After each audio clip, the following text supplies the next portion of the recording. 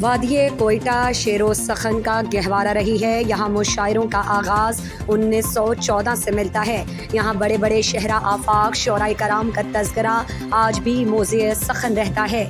इन शौरा में इरफानुल हक साइम का नाम भी दुनियाए शेर व अदब में जगमगा रहा है। गुज़श्ता दिनों अंजुमन अदब बलोचिस्तान के ज़ेर एहतमाम उनकी छठी बरसी के मौके पर एक तकरीब मुनक्किद की गई।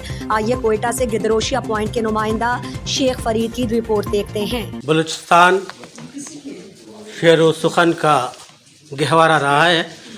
यहाँ पर बहुत सी नामवर शख्सियात शोहरत की हैसियत से अपना नाम नीले आकाश में चमकता दमकता छोड़ गई हैं। इन्हीं में एक नाम इरफानुल हक साइम है, जिनकी आज बरसी बनाई जा रही है। इस हवाले से आइए बात करते हैं।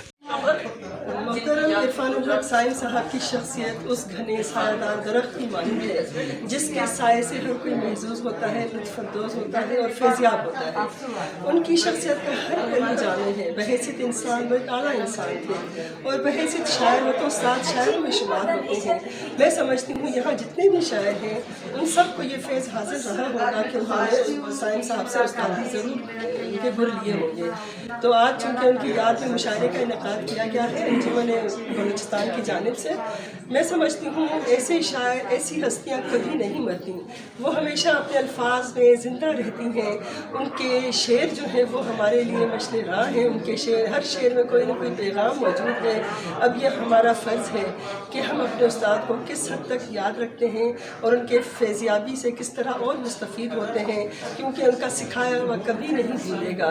और हक़ तो यह है कि हक़ अदा ना हुआ। इस तरह के और कई प्रोग्राम हैं जो वो डिज़र्व करते हैं।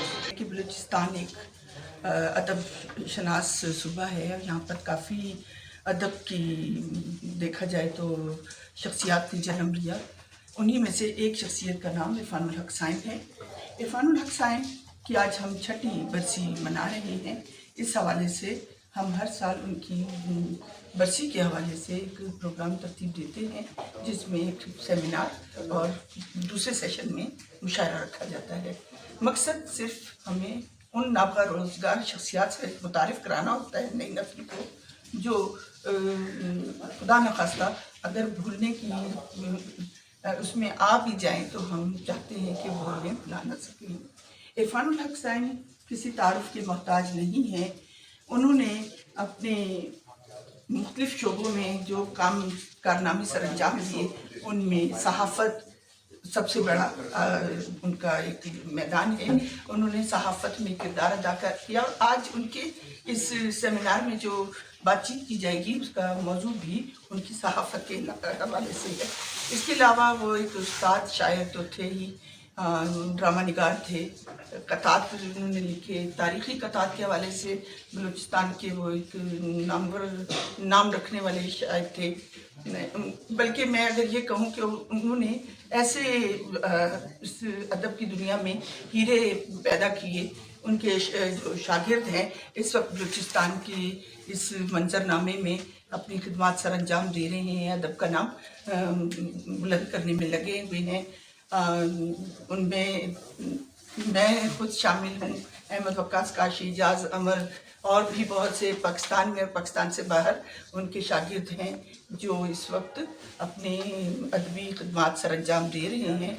आज की तकरीब अंजुमन अदब बलूचिस्तान के ज़ेर एहतमाम बलूचिस्तान के मारूफ शायर, सहाफ़ी, बानी अंजुमन अदब बलूचिस्तान जनाब इरफानुल हक साइम की याद में मुनक्किद की जा रही है। यकीनन इरफानुल हक साइम किसी तारुफ के मोहताज नहीं। शेरो अदब का शोबा हो या सहाफ़त का, हर जगह उन्होंने अपना लोहा मनवाया। और साइम साहब एक ही जुमला बार बार कहते थे कि आने वालों के लिए रास्ते बना दो।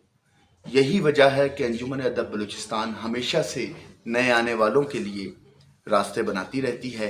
कई ऐसे नौजवान शायर हैं जिन्होंने अपना पहला मुशायरा अंजुमन अदब के प्लेटफॉर्म से पढ़ा। आज साइम साहब को हमसे जुदा हुए 6 साल से ज़ायद अरसा हो चुका, मगर उनकी शायरी, उनका कलाम, उनकी किताबें और ख़ास तौर पर उनकी अंजुमन आज भी मौजूद है, उनको याद रखे हुए है। और इंशाअल्लाह ताला उनका ये नाकाम, ये कारवां जारी रहे।